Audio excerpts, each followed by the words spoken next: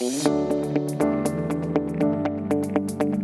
lectures only presents you the theory, and you really have to do it, practice the theory live in order for you to understand what are we talking about and understand the nuances of the theory, right? So it's going to shift gear whereby right now, semester one, we give you a lot of freebies, right? Free slides, free demos, free videos, free everything.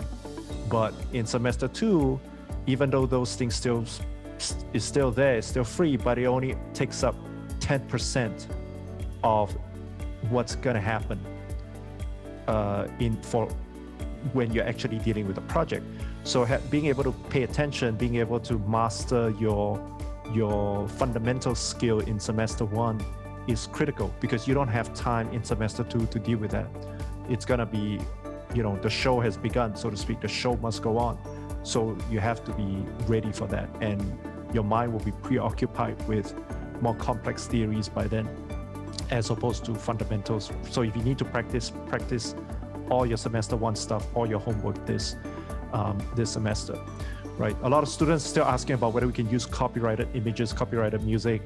Well, I've said it last week and I'll say it again, is that you can do anything you want as long as you can face the consequences of it.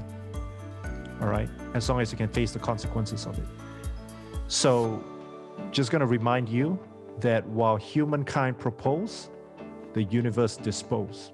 You can plan to use all these things. You can plan all day.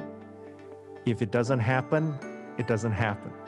If there's consequences, there's consequences. I think 2020, the whole year, should be a powerful reminder that while humankind propose, the universe dispose, right? Everybody plan, but when pandemic hits, everything changes. So being able to deal with having your plans not work out, dealing with the realities of curveballs thrown in your life is more important than anything else.